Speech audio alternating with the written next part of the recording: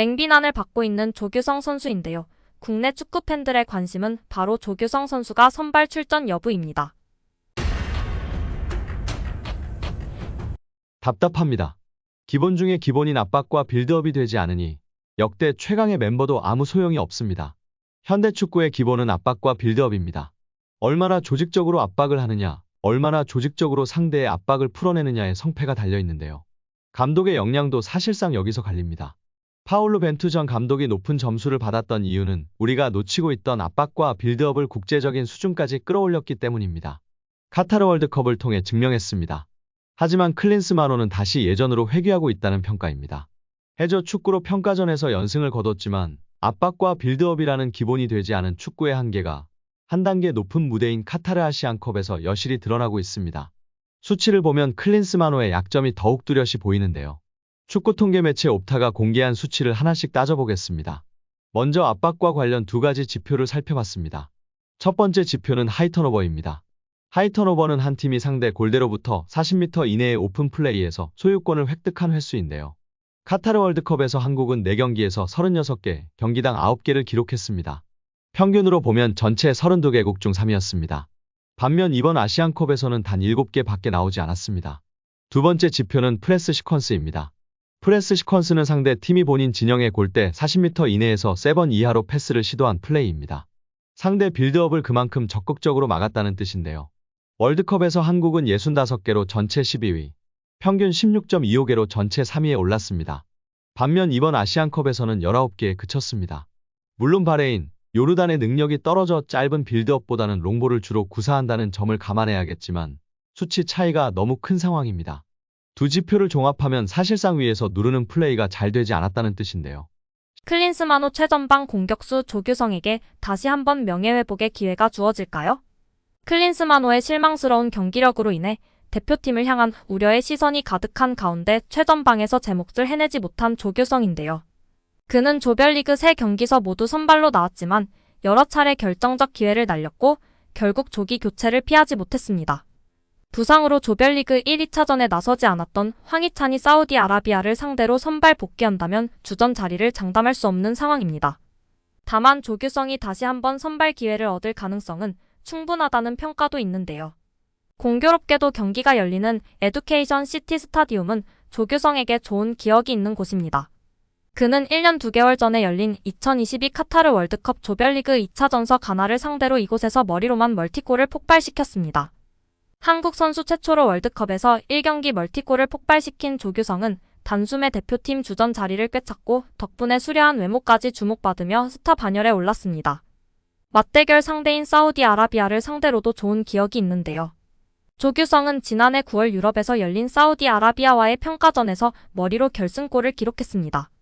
대표팀 감독 부임 이후 승리가 없었던 클린스만 감독에게 6경기 만에 데뷔 첫 승을 안겼습니다. 대표팀은 사우디전 승리를 기점으로 어매치 7연승을 내달리며 상승세를 탔습니다.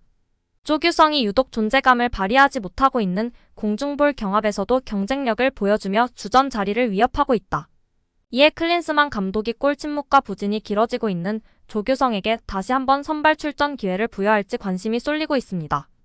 여기에 클린스만호의 공격수 조규성 선수가 말레이시아전 경기 후 믹스트존에서 다시 한번 마이크 앞에 섰습니다. 조규성 선수는 경기력 부진에 대한 비판에 대해 신경 쓰지 않는다고 답했습니다. 뉴시스에 따르면 경기 뒤 조규성은 믹스트존에서 일단 팀적으로 3대3이란 결과가 아주 아쉽다. 개인적으로는 골도 계속 안 들어가고 아쉽다. 많이 아쉽다고 했습니다. 골이 터지지 않는 이유에 대해선 그냥 내가 못 넣고 있다. 부담감은 하나도 없다며 공격수가 골을 넣어야 한다는 부담이 있지만 그런 걸 따지면서 경기하진 않는다. 오늘은 꼭 골을 넣어야겠다. 팀플레이에 집중해야겠다는 생각으로 임하고 있다고 했습니다. 경기력 비판에 대해선 신경 쓰지 않는다고 답했습니다. 세계적인 공격수 출신 클린스만 감독의 조언이 있었느냐는 질문에는 긍정적으로 생각하라고 하신다. 골을 넣지 못해서 죄송하다고 했다며 신경 쓰지 말고 감독님께서 공격수였던 시절의 얘기를 해주셨다. 공격수는 그런 일이 수두룩하다며 좋은 말씀을 많이 해주셨다. 감사하다고 했습니다. 팬들에게 하고 싶은 말이 없냐고 한번 물어봐주지 아쉽습니다. 나로 인해 뛰지 못하던 팀 동료들, 스태프 그리고 오늘은 감독까지 모두에게 죄송하고 미안하다는 이야기를 한 조규성 선수인데요. 결국 팬들에게는 죄송하다, 미안하다라는 이야기를 한 적이 없는 것 같습니다. 그렇게 말한들 달라지는 건 없을까요? 그래도 모든 사람에게 미안하다고 해놓고 팬들에게는 결정적인 찬스 때 결정을 짓지 못해 팀에게 미안하고 응원하는 팬들에게 죄송한 마음이다. 이 말이 그렇게 어려운가요? 맹비난을 받고 있는 조규성 선수인데요. 국내 축구 팬들의 관심은 바로 조규성 선수가 선발 출전 여부입니다. 워낙 고지식하고 무능한 클린스만이라 조규성 선수를 계속해서 선발로 내세웠기 때문에 16강 사우디전에서도 조규성 선수가 나올 수도 있을 것 같은데요. 변수는 황희찬 선수의 복귀입니다. 매체들은 황희찬 선수가 2선 왼쪽에 서고 중앙에 이재성, 오른쪽에 이강인 선수가 선발로 나오고 최전방에는 손흥민 선수가 뛰게 될 것이라고 보고 있는데요. 이렇게 나오면 걱정을 안 할 텐데 클린스만은 항상 예상을 뛰어넘습니다. 또 다른 매체에서는 2선의 왼쪽 황희찬, 오른쪽 이강인, 중앙에 손흥민 선수를 배치하고 최전방에 조규성을 배치하였습니다. 이후 미드필더진을 이재성, 황인범으로 구성하기도 하였습니다.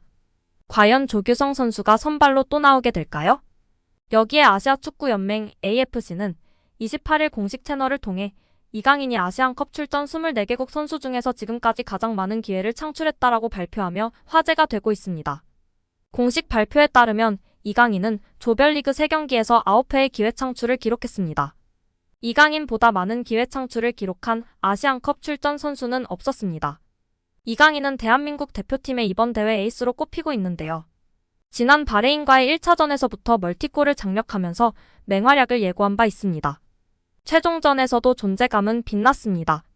이강인은 지난 말레이시아전에서 코너킥으로 정우영의 헤딩 선제골을 도왔을 뿐만 아니라 1대2로 뒤지던 후반 38분에는 환상적인 프리킥으로 동점골을 터뜨리기도 했습니다. 공식적으로 활약을 인정받기도 했습니다. AFC는 지난 26일 이강인은 2023 AFC 아시안컵 조별리그 3차전에서 최고의 활약을 펼친 11명의 선수 중 1명으로 선정했습니다. 득점왕 경쟁에도 청신호가 켜졌는데요. 이강인은 이번 대회 3골로 아크람 아피프, 우에다 아야세와 함께 다득점 부문 2위에 이름을 올린 상황입니다. 득점 선두 아이맨 후세인과의 격차는 2골에 불과합니다. 이강인의 활약은 득점에만 국한되지 않는데요. 이강인은 조별리그에서 드리블 돌파 시도 25회 중 12회를 성공하며 18회를 성공한 살라 알 야에에 이어 2위에 뽑혔습니다. 한편 8개의 기회 창출을 기록한 이재성은 팔레스타인의 무사브 알 바타트와 함께 기회 창출 부문 공동 2위에 이름을 올렸습니다. 오늘 영상은 여기까지입니다. 끝까지 시청해주셔서 감사합니다. 늘 건강하시고 더 좋은 영상으로 찾아뵙겠습니다. 구독과 좋아요도 잊지 마시고 부탁드립니다. 감사합니다.